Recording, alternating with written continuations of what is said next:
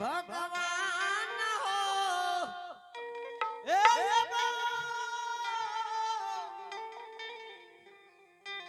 बाबू साहब गजन गजन आए अत भागाले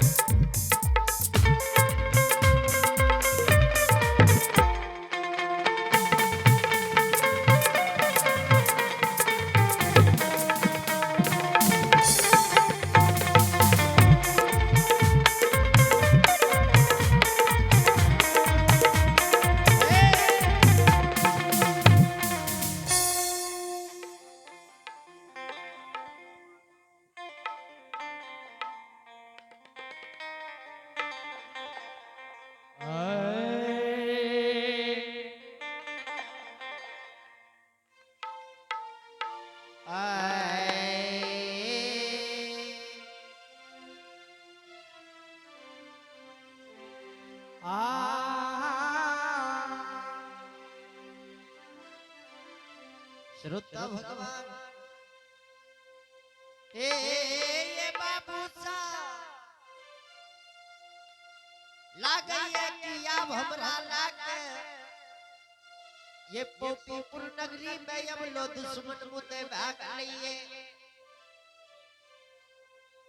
ये बुला से हम ये पोपीपुर के सीमान पर एक 2 घंटा के सत्र के लिए रहे श्रोता बंधु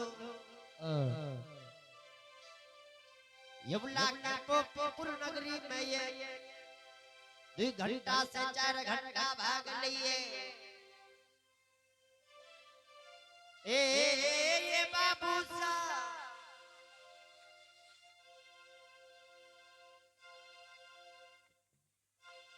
सूर्य अस्त भाग लिए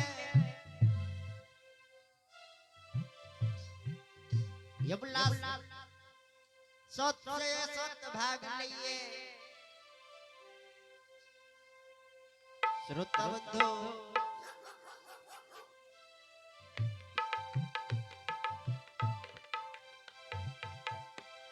अब हम ये पोपीपुर के सीमान पर नहीं रहबैयो।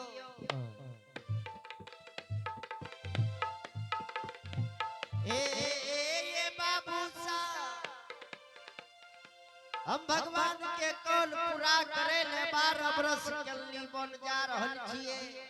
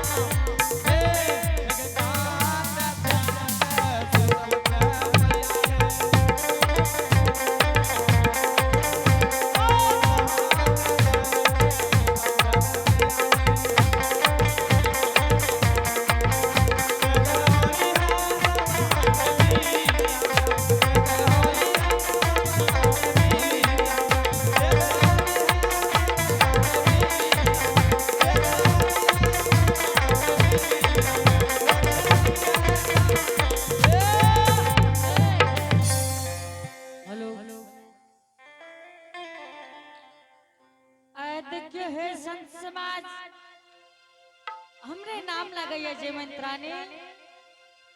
से ने ते ने घैला में पानी है अने गगड़ी में पानी है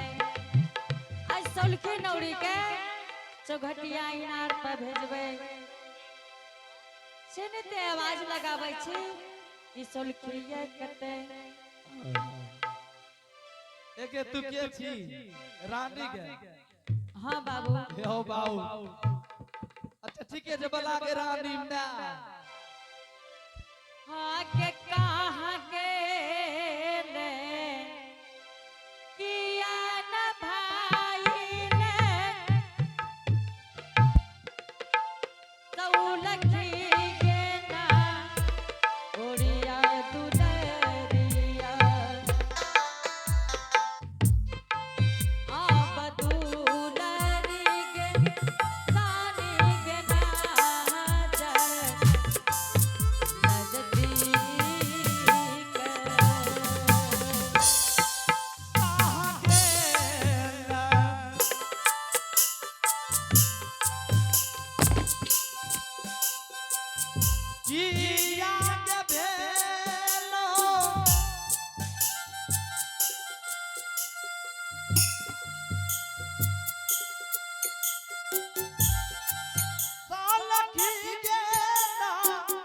वारिया के तोरो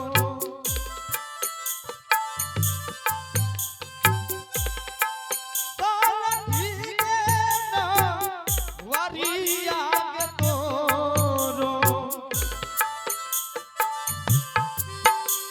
किया के सौलखिया किया के दुलहिया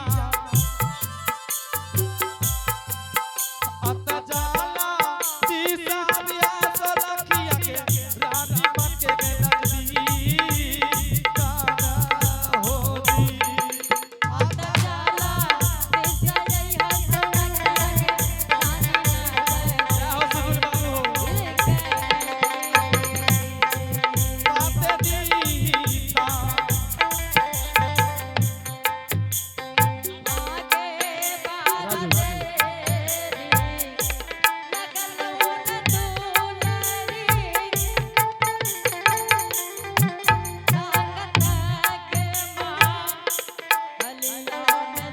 राजू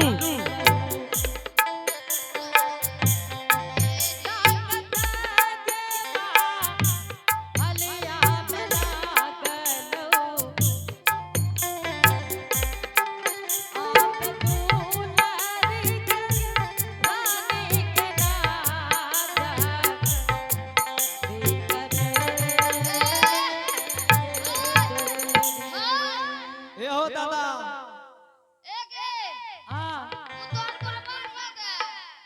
एके की भेले रे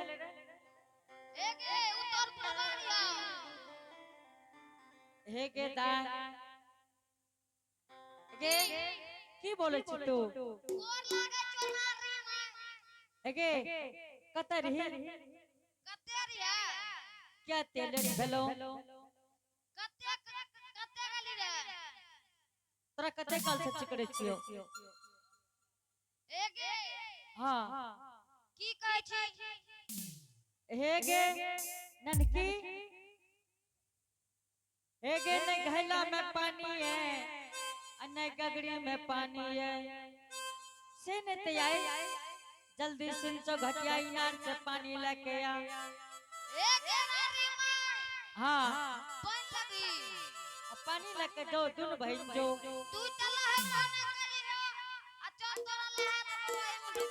नहीं सुन ने अब पानी के जरूरी छे दा अब पानी नहीं है हाँ नहीं गे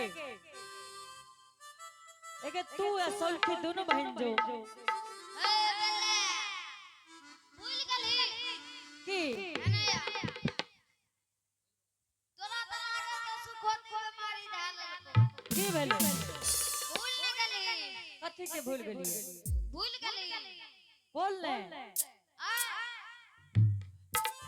अभी की कहै छै हो कते भूल गेली की भूल गेलिए हां तोरा की कहलियो से न सुनले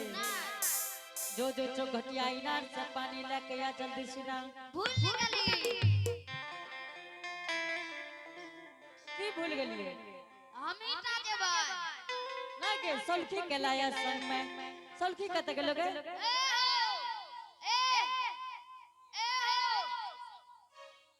बंजो मास्टर ई त कहे जे कि ए गांव में सलखी बिकै छै नहीं बिकै छै के एगे सलखी नहीं कहै छ तोरा सलखी कहै छौ ओ सोंठी लबी के काले सोंठी लबी ए कथी कहै छौ तू सुना नहीं छै कथी कहै छौ सलखी नौरी के बोला के लाया दोनों बहिन जो ओ 5 गो सोंठी ले लेबो 5 गो सोंठी ई भांग अड़खल हे तो गए ए हो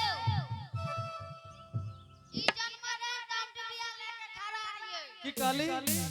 जन्म रहते हे गे की काल के सुनली एगे क्या तो ना भसिया जगह कर छी ई जन्म के मोर में बहुत रे रहे हे गे देखो तखनी की काल के सुनली बता देखो एकर केहन दशा लागे छै हो एगे तू एना बोले छी किया एक हां गजेंद्र तोर बात सर के तोर बात छियो कथी एक बोल ने माय कभी ई माय कहे के लाग छै हां मैं ने कभी तो मौसी गई मौसी ए हो ई छै मौसी के लाय तोरा कहतो के तोरा तखन से की कहै छै सुने छी कि जो दल सेना बड़की के बुलाया जो जल्दी जो एक हां कौन बुलवा नहीं है ना मरलो जो कर बरखी करबी एगे तू के बात के लगबे छी हे गे बड़ा बात बनबे छै ओकरा भेज जल्दी जल्दी से ना जो हमें एगे जब ठीक है हम बोला ले गजेंद्र जी ठीक है छै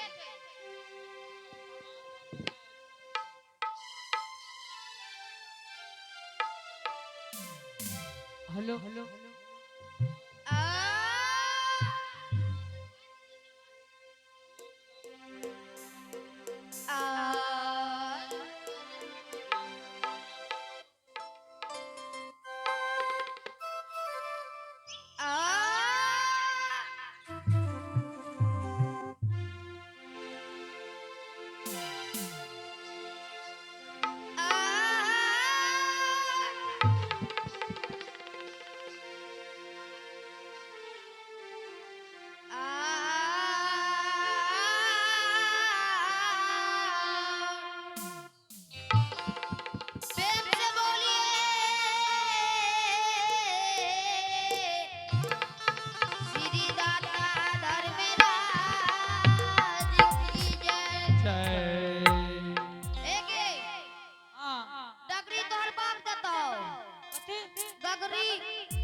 गगड़ी घर चले यार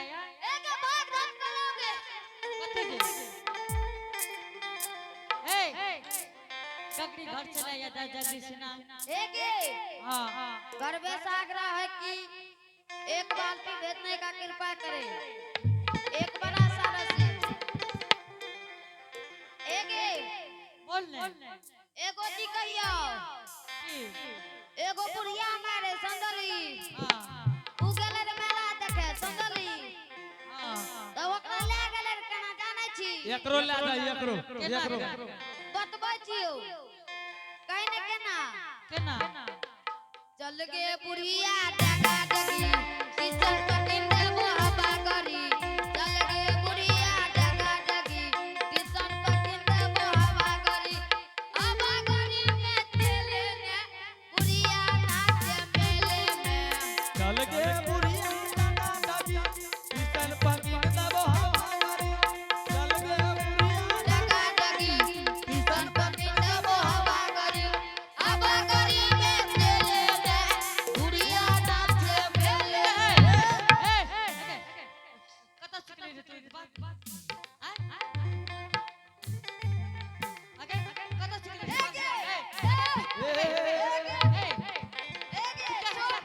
हेंगे छोड़ सही छोड़ देंगे। अच्छा बोलबो कर भैया बात अच्छा नहीं बोलबो।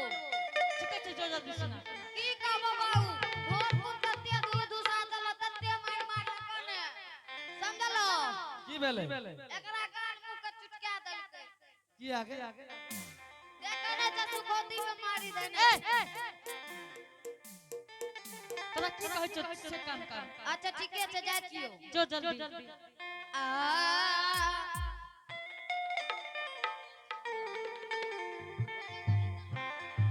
आ हेगे हाँ बाबा केना जेबी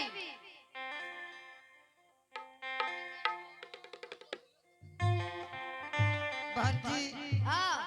जकर्ता महोदय सागर से के एगो बाल्टी भेजिए अब हो रे ते भी सरवर देवा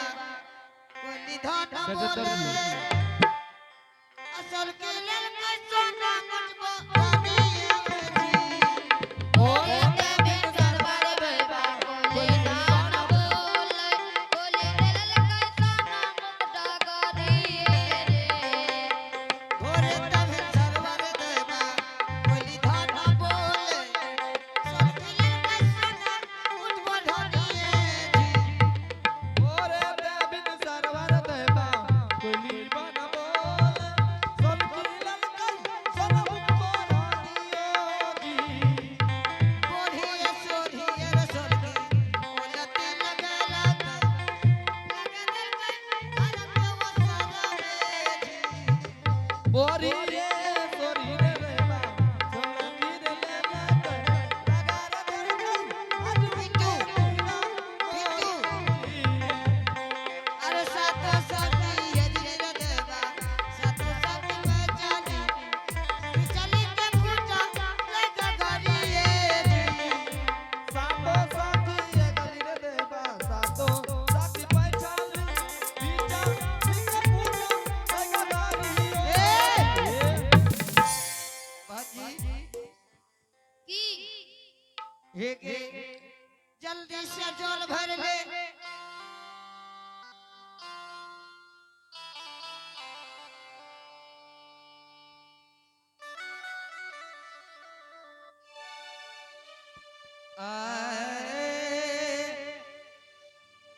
हेगे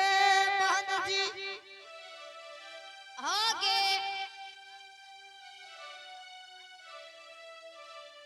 यह चौखटिया इनार लागई है हेगे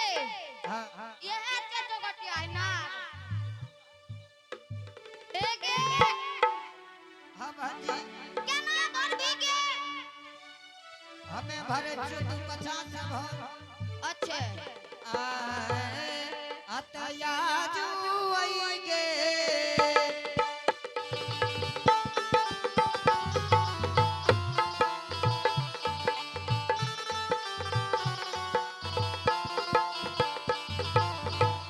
हे गे दुलारिया आजुआइगे दीनमा हेगे भारा बइगे दुलारिया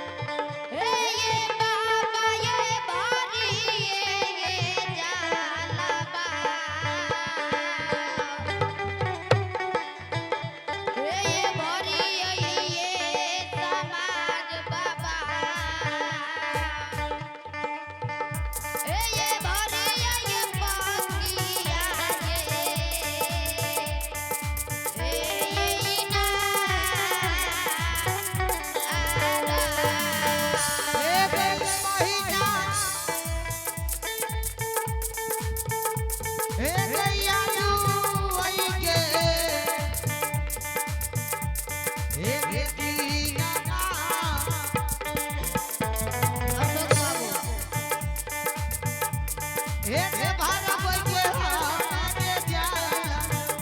हे गई दुनिया के बहिना के बारे के बारे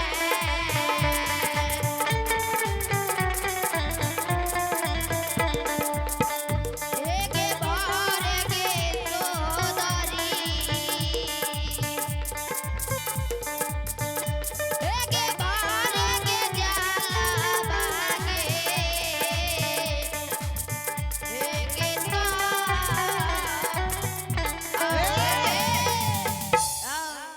भंजी आगे जल्दी से जल भर ले ठीक है जबर